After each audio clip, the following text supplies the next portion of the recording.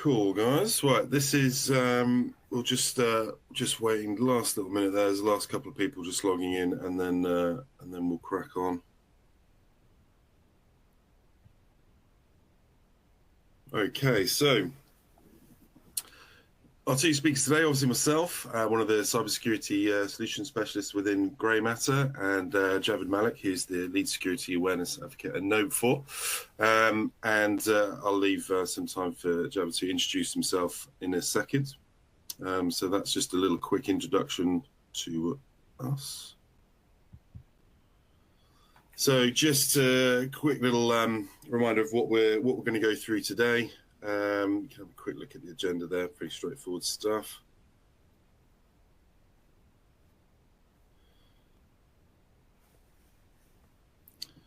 So just a quick little bit of housekeeping to go through. So obviously Q&A features on the side. I think there's some guys who've obviously used the Q&A already. If there's any questions, obviously pop it in there and we can address those ones at the end to go through. Obviously, this one's being recorded, so you're agreeing for it to be recorded, and it will go out to attendees and anyone requesting as well. And obviously, we'll send you all the slides as well if you've been on this one. So anything afterwards that you would like to talk about, so in regards to demos, free trials, any about the licensing within Know4, any more of the content or any other webinars, then please reach out to me. All my details will be on the slides, and then we can get those ones out to you.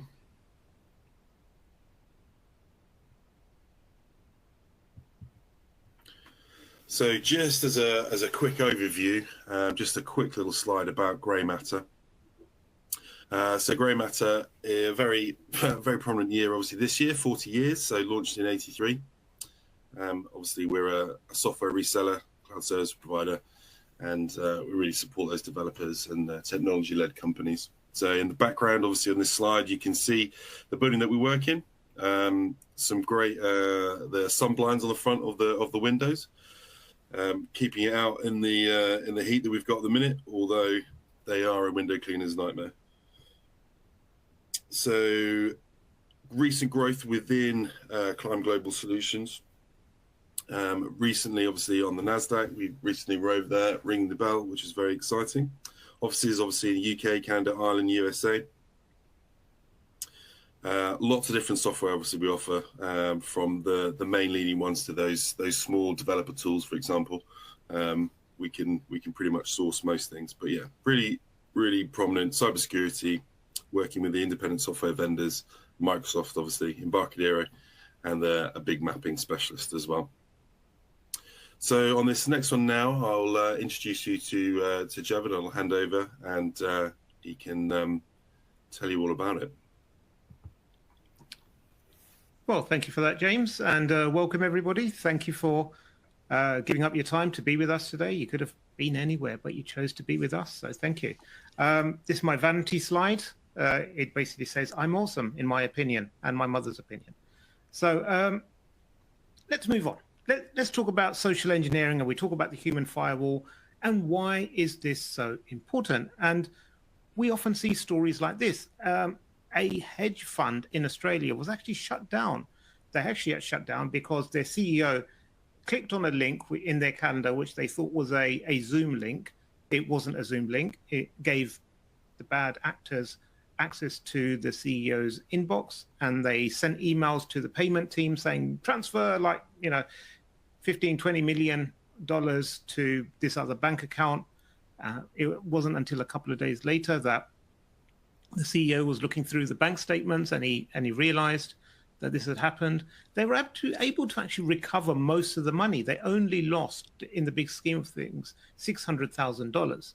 But the reputational impact it had to the firm meant that some of their biggest investors pulled out their money, and the firm ended up having to close. So you see, this is a direct, this is one of those direct instances where one click literally led to the downfall of an organization. Now, there are lots of other things in between that we could say there should be other controls in place, absolutely, multi-factor authentication, some detection controls, some better processes in place to authorize payments. But, this sort of stuff happens. Over here, we saw when Her Majesty passed away, there was lots of scams that emerged as a result. And something like this user crypto or an NFT scheme was quite clever in the sense that it's pulling on multiple things. People want to do something, they want to commemorate the Queen, but they also want to make some money. So things like this pull in a lot of people very quickly. Just recently, a couple of weeks ago, a hospital in Illinois, they actually said that we're shutting up shop because they had ransomware in 21 and they were never able to fully recover. When you look at reports out there, industry reports, like something like Verizon, they all say 74% of data breaches involve the human element. So that's whether people being lazy with their credentials, reusing passwords, not implementing multi-factor authentication, falling for phishing, or other such social engineering scams. We see multiple reports all say the same thing, point it towards the same thing. So I think we're all in agreement that social engineering is one of the biggest attack vectors out there. And so we need to be doing something about it. And then the question often comes up, people are getting social engineered all the time. Everyone's seen a phishing email. Why do people fall for social engineering attacks? And I think it's just important just to understand this for a second, because it's nothing to do with the intelligence of people. I think it's very unfair to say that people are stupid when they fall for these things, or they just don't care. But there's lots of things to it. And one of the things I saw was they call it the hyperactive what, but the lazy why. So we're very good at saying what happened, but we're very lazy in solutionizing as to why something happens. So if I ask you, why did the chicken cross the road? Immediately you will start to solutionize it. But, we make some very lazy assumptions. We assume that there's only one chicken, and we assume that the chicken only had one reason to cross the road. And if we restrict ourselves to just that thinking, we will miss a lot of other reasons why things occur. And one of the things that we see is that our own brains work against us many times. Many of you must have seen something like this, like which line is the longest? And clearly they are all the same line, same size, as you can see when you add the dotted lines. But when you remove the dotted lines, it's something weird. Part of your brain knows that, you understand that they're the same length, but because of the arrowheads, your eyes start to interpret it in a different way, and so they look like they're different lengths, even though we have proven with the guidelines that they are the same length. Also, context is very, very important. So if you look at these scribbles on screen, they could be half a butterfly, the side profile of someone. They're two identical scribbles. You will interpret these how you want to. Now, if I'm a bad actor, I would want to add some context to this to make you believe it to be what I want you to see it to be. So if I add the letters A and C to either side, suddenly this starts looking like the letter B. And if I add the numbers 12 and 14, that very same scribble starts to look like the number 13. So you see, adding the right context into things makes all the difference. And this is why you see so many social engineering scams so successful. People will email you pretending to be your security team, your CEO, an angry partner, the HMRC, anything like this, anything to get a reaction.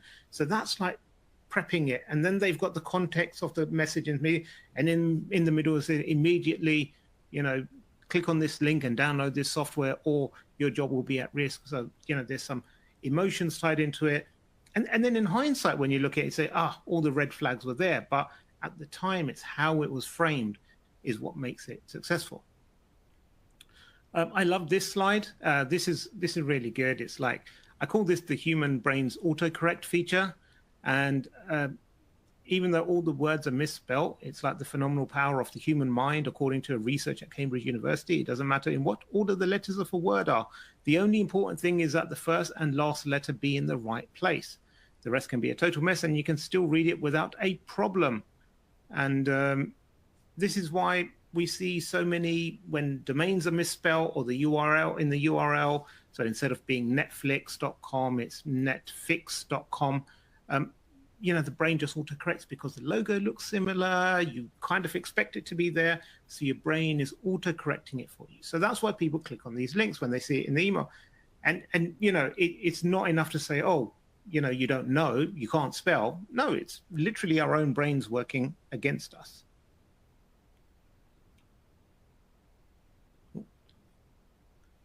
So the question is like, what do employees need to do? There's all these phishing attacks or social engineering attacks coming in, and we know that criminals are using all these psychological tricks to try and trick people. And I think one of the mistakes sometimes we make in the industry is we try and make everyone a security expert. And that's not the intention. I think the intention should be, how do you get people to recognize that something looks a bit suspect? And then get them to report it, and give them the tools to make it easy for them to report it. That's literally all we're trying to get people to do. So we want them to recognize and report. And what happens is that oftentimes we will push out, or someone will push out some training material, and people won't change their behavior. They won't stop doing a bad thing, or they won't start reporting observed bad things. So what do? In response, we say, the answer is more training. And that's not really the answer. And I think the problem is that this stems from a training mindset. And we need to think less like trainers and more like marketers.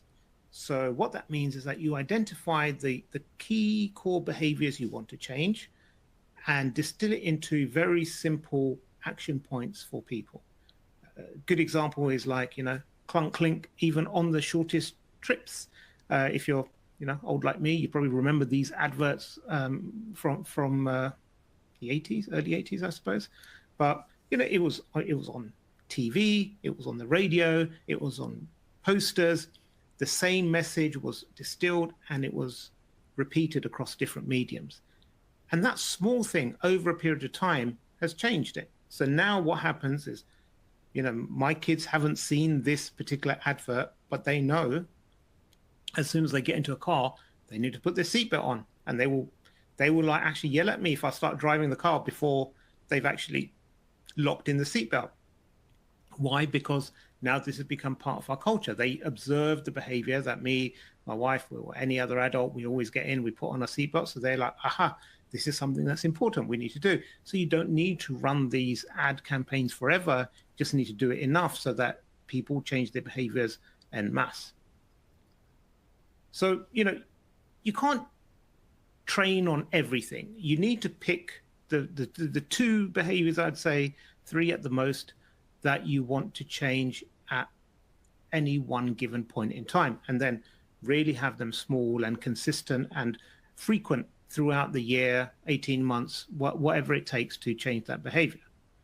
And one of there's a few things we can utilize to help make these things more engaging. One of them is the use of storytelling, rather than just being a dry academic piece on like, these are the 5 reasons why you need to choose a strong password and it needs to be at least 12 characters. Build a story around it. And at KnowBe4, we have this series called The Inside Man. There are 5 seasons out now. And it's basically like a Netflix drama, a thriller. There are short episodes, 5 to 7 minutes. Each one, and they all link together. It's an actual story there. There's a drama, there's a plot, but each episode also leaves some sort of like cues for you as to security awareness. So, at the end of the episode, there'll be a quick recap for about 5 to 10 seconds saying, did you see the person that, let someone tailgate in? Did you see the person that plugged in a USB stick? Did you see the person that left their workstation unlocked? All those kinds of things. So, storytelling is a very, very powerful tool. The other thing we can use is nudges to help sort of like nudge people in the right direction. And we'll see, like, sort of recycling is a good example. They'll put the recycle bin right next to the landfill bin. There might even be like 4 or 5 bins in your office. So there's one for like recycling paper and cardboard, one for recycling glass, one for recycling like cans and all that kind of stuff. So these kind of things are designed in a way that you're not forcing someone to do something, but you make it easy for them that, oh, I'm going to throw away my rubbish anyway. Let me just quickly split them out and put them in different places. The middle picture here, I like it. It's like, it shows you how many calories you're burning every time you take the stairs. It's a bit of gamification, a bit of like a nudge. Oh, come on, you can do it, and people get excited about it. The one on the right is an example of a password meter, which is an amazing nudge. It shows people that, when you're typing in a password, this is not great to excellent, or it goes from a sad face to a smiley face, or there's a meter that fills up all the way. These sorts of things have been proven to really help people, nudge them in the direction of choosing a secure behavior. So, building in nudges into your organization, into your culture, really do help. So, following on from the theme of like, let's not think like a trainer, let's think like a marketer. Something like this is an example of a plan you can put together. So you have like your different channels along your y-axis, and along the x-axis you have your time. So you should always, throughout time, and this is like one of our tried and tested methods, and we've done this for millions of users around the world. But have a phishing and automated social engineering testing that goes on continuously. So whatever, once a month, once every 2 weeks, have that going on. So you're testing people on those specific behaviors. Then reinforce those behaviors. So first of all, have the executive send a message out, then have a department manager send that message out, then have the security town hall repeat that message. Like, don't forget to clink, that kind of thing. Like, always lock your machines when you walk away from it. Always lock your machines when you walk away. So you're attacking it from different positions of authority within the organization and different perspectives. Then that can be backed up by learning modules. So within your LMS, you probably have, different. Well, at KnowBe4, we have like a massive library. It's a bit like a Netflix library, but there's videos, there's animations, there's posters, there's all sorts of things. There's examples you can put on your screensaver, whatever it might be, or whatever content you have. But those should then support that particular message, that behavior that you're driving for. Then maybe if you have a newsletter, then maybe if you have some digital signage, so you can see all of this comes together, and it makes a really comprehensive plan that you can do. So while you're testing your say like your phishing or whatever your social engineering is, while it's being tested, you're training and through the different mediums, and what you'll see is that the awareness amongst your staff and their response gets better and better. So when we look at simulated phishing, there are like three sort of like things that most organizations are really interested in measuring and using as an indicator of how good things are going. So the first thing is the phish prone percentage, and what that means is what percentage of your staff are prone or likely to fall for a phishing attack. And so for that, you'll start with a baseline test. So before you do any training, you send out a phishing email and see how many people fall for it, and then you repeat it, and then with a bit of training, and then that will give you a good indication of how well or poorly your campaign is performing. We also want to capture the reporting of suspicious emails. So if someone sees an email and they think that this is phishing, like, how do you report it? And so we offer a PAB, Phish Alert button, which integrates into Outlook or Gmail. And what that allows people to do is you get an email, you think it might be a phishing email, you click on it, it removes it from your inbox, sends it to the security team, and then they can investigate it. And then they can either send it back to you saying, hey, this is clean, or they can say, thank you so much, this was actually a phishing email, and we're investigating it. And the final thing is like, to measure how your culture is changing as a whole. So awareness, you provide awareness and that changes individuals' behaviors. But beyond that, we want to see how collectively people's behaviors have changed. So, that's how we measure that, or that's how we're interested in the culture change. So this is like our fish-prone percentage from across 12.5 million users around the world. So what you can see is like when they do the baseline on this graph, the average is just about 33%. So about a third of employees will fall for a phishing email. But once you introduce that training period, so after 3 months, the average drops down to 18.5%.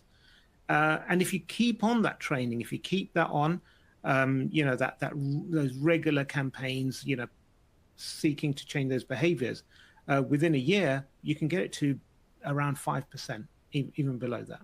So this is like, really good stats to show people that, or to demonstrate to yourself that the training is working. Internally, you will need to capture the information about how many people are reporting. So we, as a provider, don't have access to that, but that's another one that you can add into it. The final part of this is all about culture change, and culture change is one of those hot topics. A lot of people are talking about it, and I often look to a good example of a culture change agent was Martin Luther King, and when he went out in his famous speech, he said, "I have a 7-point strategy, and we have these milestones that we're going to..." No, he didn't say that at all. He said, "I have a dream." So he didn't set out anything as a rigid framework. He said, "I have a dream, and this is the objective." And that's kind of like how culture works, culture change works. You have a dream or an aspiration for, like, okay, we want to eliminate tailgating. We want a safe work environment where no strangers can willy-nilly walk in. So, there's some technical controls you can put in place, maybe some better doors, some screening, some what have you. But also you want to train people to say, hey, if you see someone without their badge, let's challenge them. Let's report them. Let's do something about it.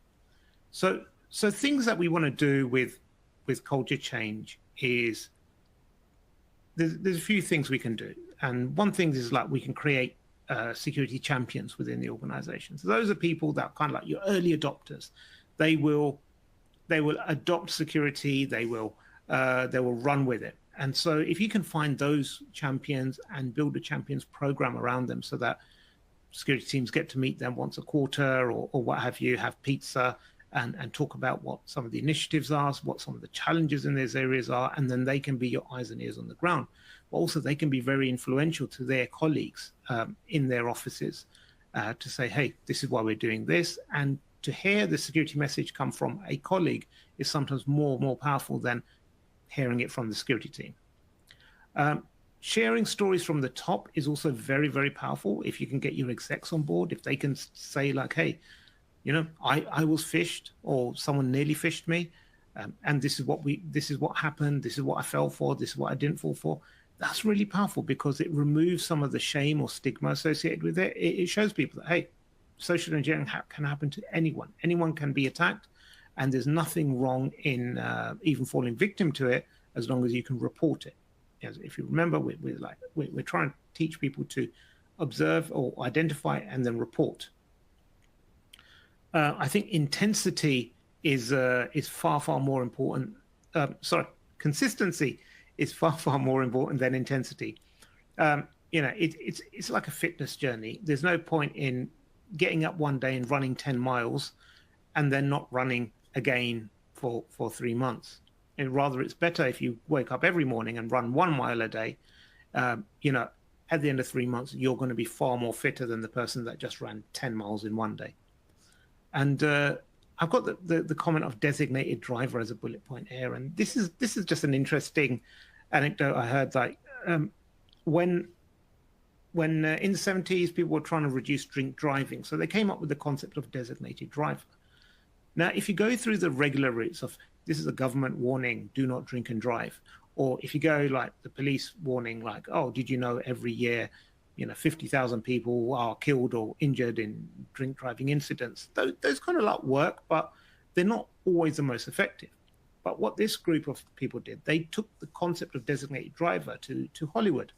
And they said to screenwriters, hey, would you mind embedding this concept into some of your shows and movies, wherever you can, whatever. And they're like, okay, if it doesn't interfere with our story or whatever, we'll do it. So now you have a TV show where a group of friends are going out and one person's, I'm the designated driver. So everyone's like, okay. And then none of their friends are asking them to drink, or when they go out, the bartender is not asking them to drink. No one's putting any pressure on them. In fact, everyone's protecting them because they're like, hey, you're the designated driver. It's your duty to make sure everyone gets home safe. So once it's pushed out there and people start watching this, they're like, that's really interesting. Pedro Pascal's the designated driver. I identify as cool as Pedro Pascal, so therefore I'm cool enough to be the designated driver. So it removes the stigma. It removes that kind of like shame or that awkwardness, that social awkwardness about how do we do this.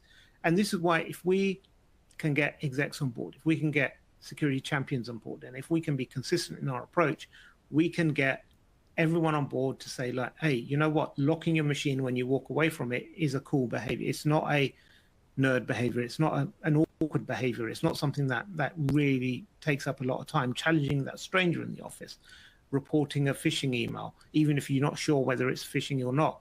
These are all behaviors that we want people to adopt. And if we do that through this whole process of a consistent approach of continuously phishing or social engineering people, providing them training, then we will end up with firstly changing individual behaviors and then ultimately changing the culture of the organization.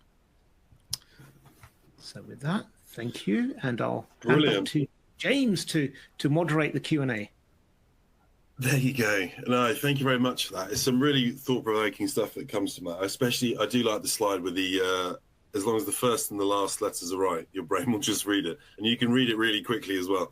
And that's coming back to those small things, like you're saying, in checking the email addresses, making sure that it is right, because all it needs that slight change. The other really big point I think you take away from that one is it took one click, obviously, to put down the hedge fund. One of their first slides. And then if you go back to one of the last slides with no training, there's 33% or 33.2% of people are still clicking on those links. So that kind of worries me a little bit in the amount of damage that one person can do, and there's 33% of people clicking on it before they've done any training. So that's definitely one that I try to reiterate to some of my accounts as well. But yeah, thank you guys. Anything in the questions? Otherwise, I can give you all of my details as well if we want to catch up offline as well. We can do that. Otherwise, if you want to pop any questions into the box for Javid or myself to answer, that is not a problem. Otherwise, if it's I think it's a bit more of a thought-provoking webinar as well. So any specific questions in regards to know before, obviously we can pick up with you afterwards. But if you do have anything now, obviously feel free to pop it in the Q&A box.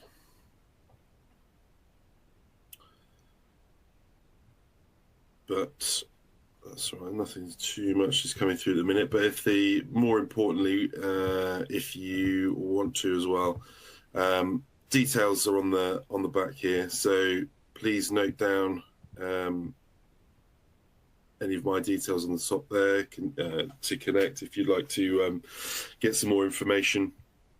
Obviously on the Know Before platform, any questions that might come up around there, then feel free. Obviously, this one will go out, so you'll have all the copy of my details as well. And then, yeah, we can hopefully answer some questions and then empower your employees. I'll give it a minute there just in case anyone is typing.